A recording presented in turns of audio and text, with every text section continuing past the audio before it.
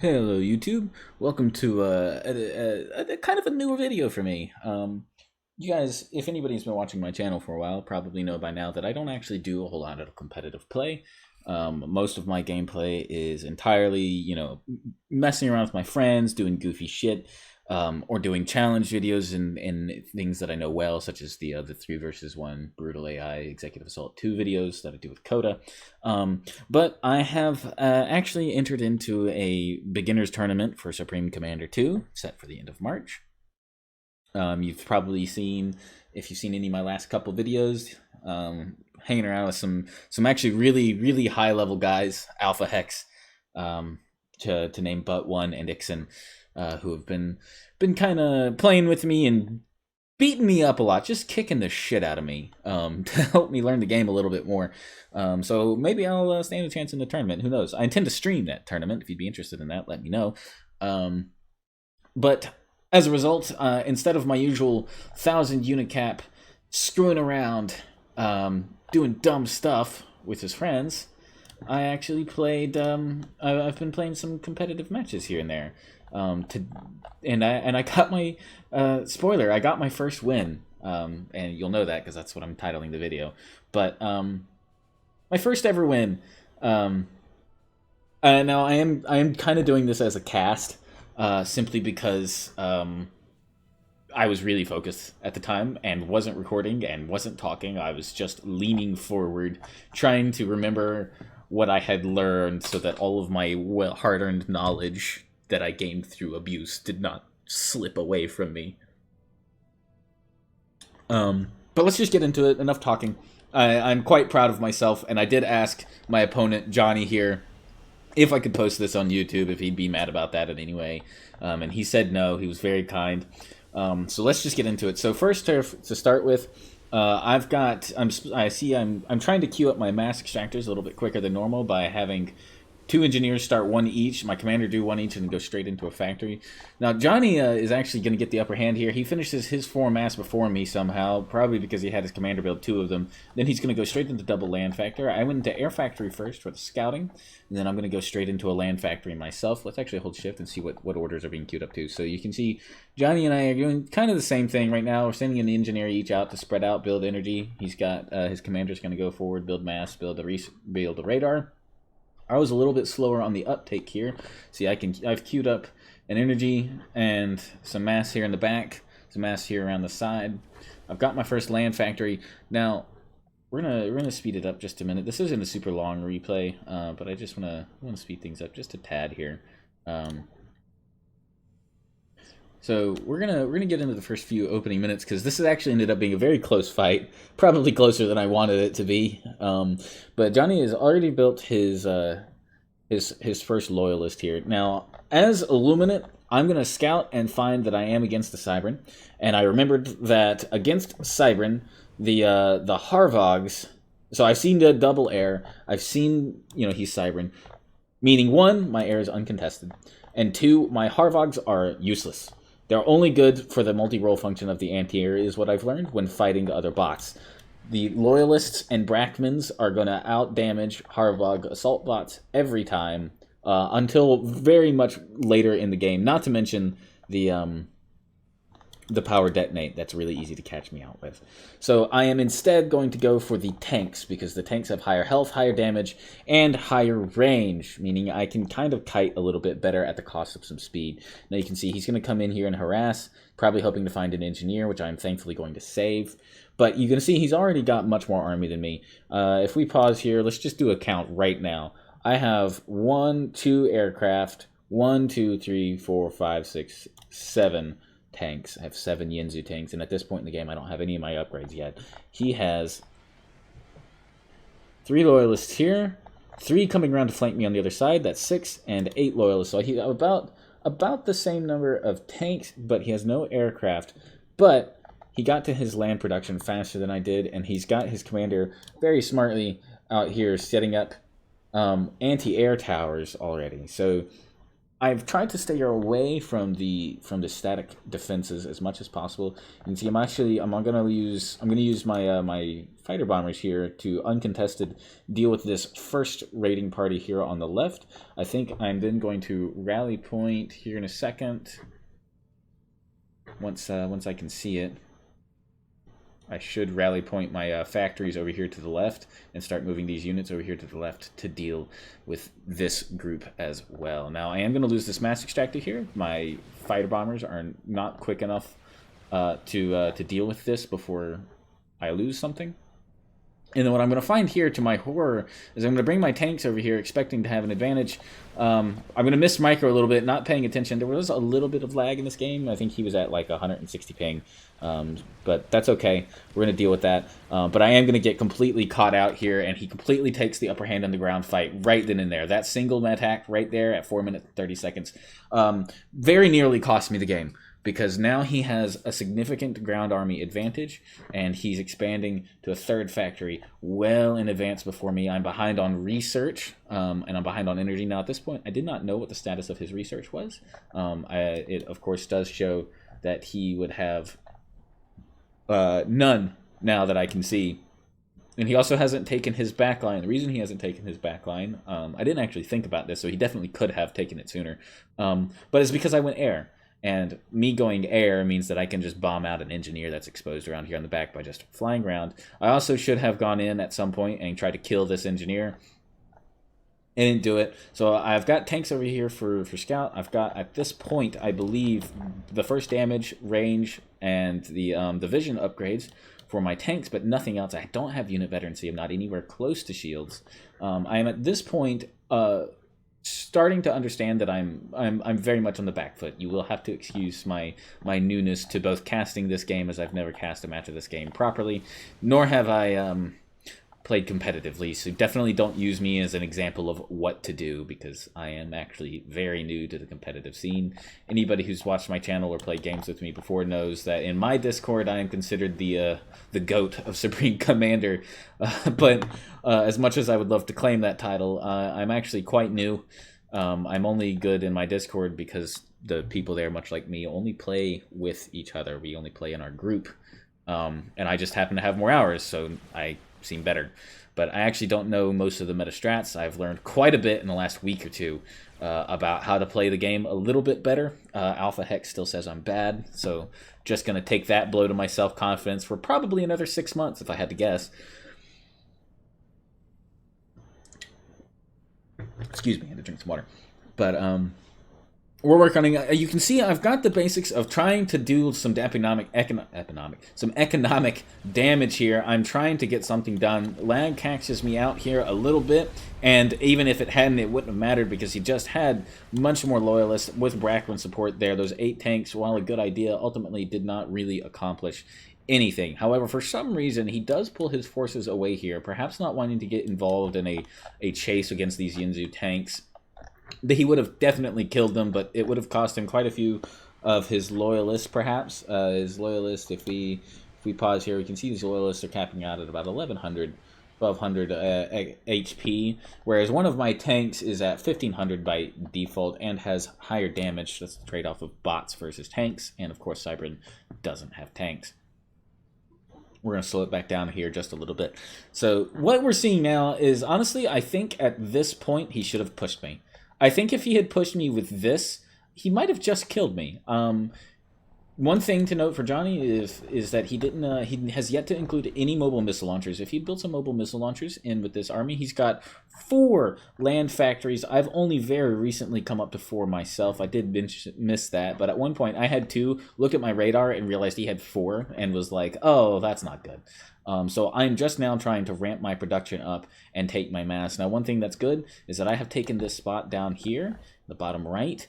He has taken this spot in the top left, so we're even right now, but he has not taken this. I've got these tanks over here telling me what he does and doesn't have here, and I've already queued up this spot. So if I live for just a little bit longer, my mass income per tick will greatly outpace him, but only if I survive.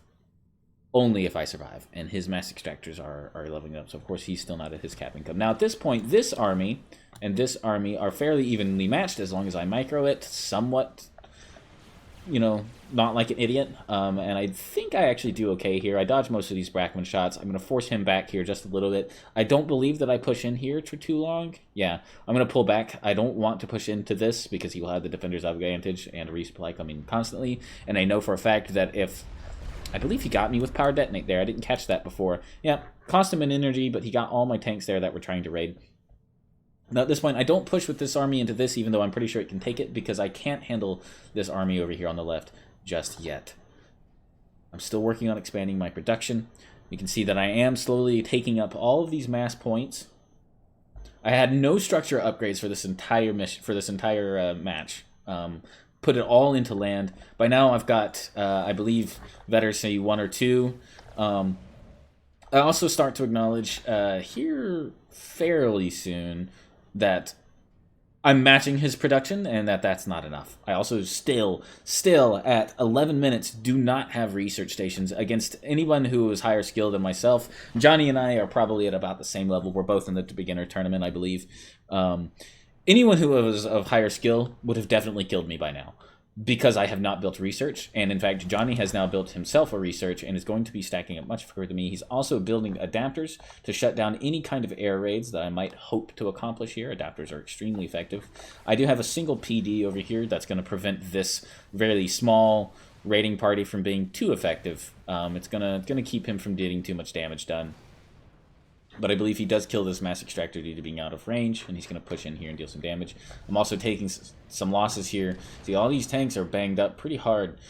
So what I need at this point is either an overwhelming air advantage and enough bombers to go into it, which would require more air factories, which I was unwilling to commit to at that point because I was not confident I could win the ground battle without even numbers, especially because I'm not the best at dodging these Brackman shots just yet, and the adapters are so effective that it was going to make it very hard. I didn't actually know this, but he is building air of his own here in the back.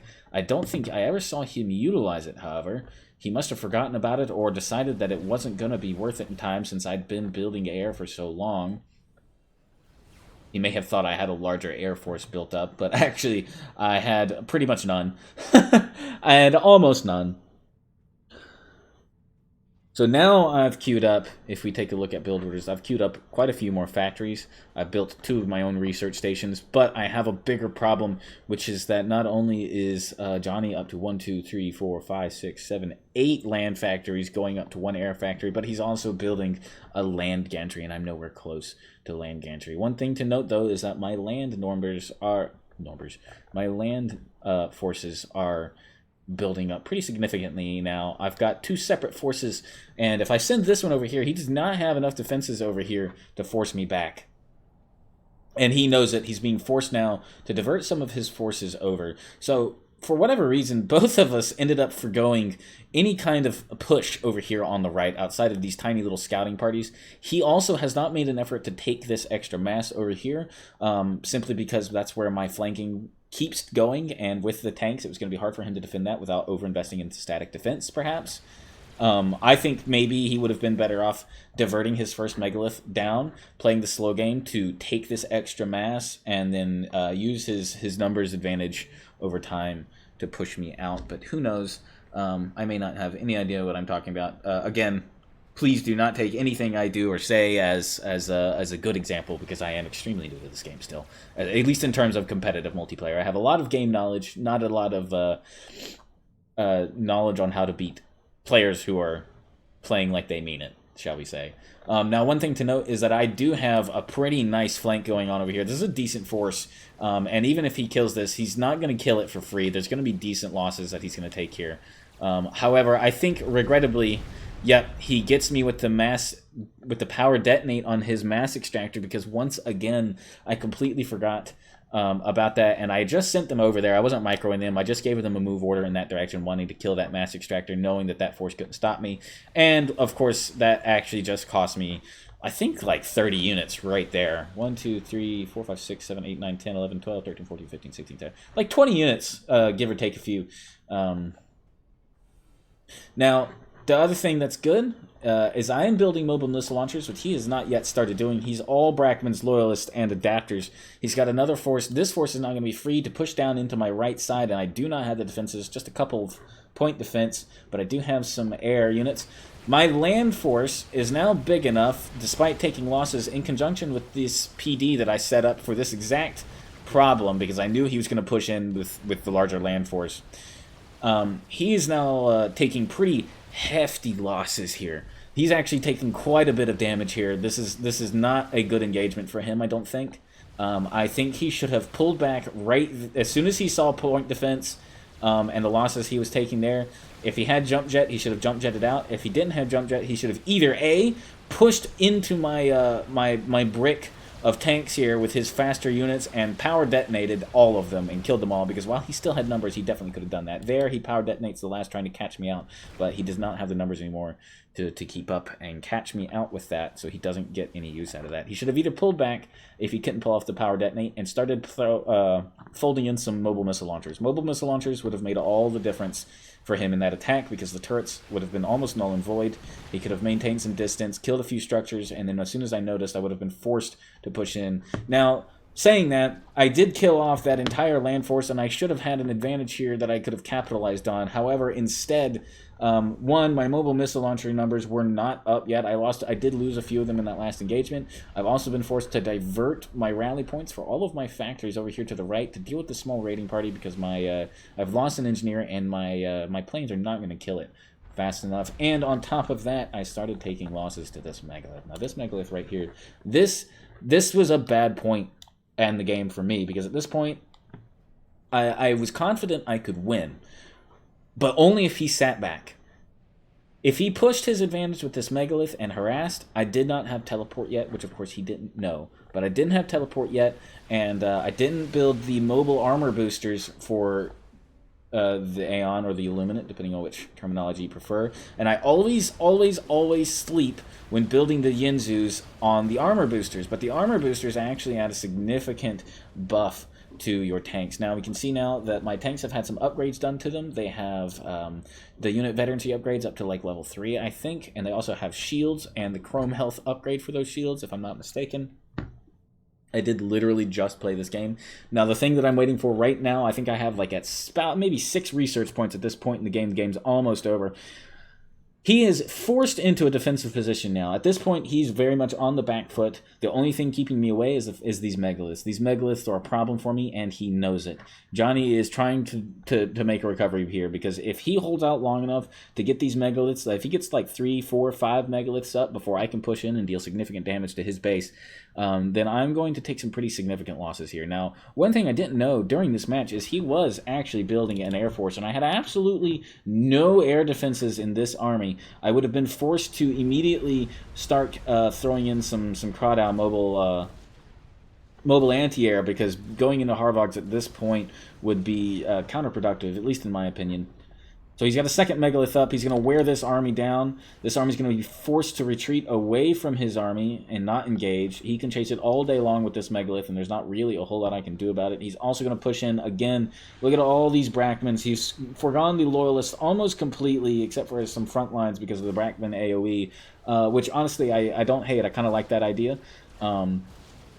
My turrets are going to do their best here. I should have fired them on the megalith, and I didn't do it. At this point, I got teleport. Here comes the push. I'm going to collapse in on him. I've got my bombers going in to try to do some damage to this army over here, keep him distracted. At this point, teleport has not happened yet. I'm taking pretty heavy losses to the AoE. And any second now, there it is. Teleport comes out. He panics a little bit, I think. Doesn't go for the power detonate. The megalith dies. I collapse in on him from 2 sides, and I get the surround, and now this entire army of his is dead. Now, at this point in the match, I would say that the game is won in my favor, but Jhxnny, being sportsmanlike, is going to keep fighting. I also teleported over here, this remaining force, got in and killed this megalith as well, and I'm wearing down what's left over here.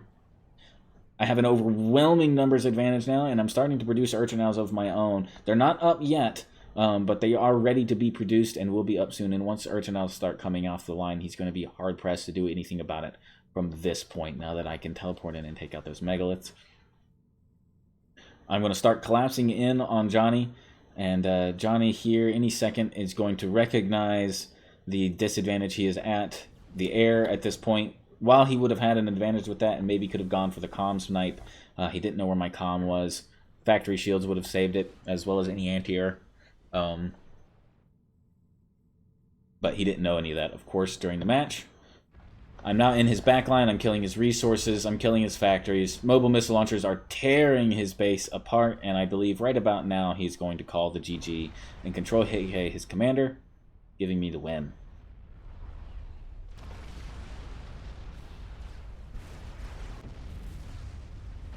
And there it is.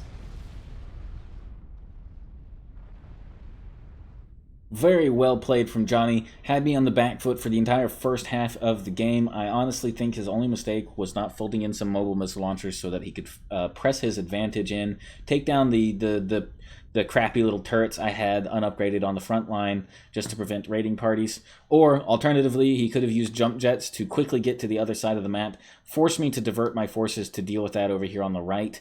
At which point he could have pushed in with his main force and Megaliths over here on the left and completely shut me out. I think it was just a matter of timing, and he missed his window, and I was allowed to recover. I can't show you the stats, unfortunately, because it's a replay. I will be sure to record it live next time, now that I know how entertaining these were. That was an intense game for me. Maybe it didn't look so intense for you guys, but it was an intense game for me. And I had a lot of fun. Big GG to Jhxnny. Well played. And I look forward to seeing him in matches again soon. Maybe one day I will take a single game out of 100 off of Alpha Hex. I'm sure it would only take me a few years. Ha ha ha ha ha. Thank you so much for watching, and we will see you guys in the next video. Goodbye.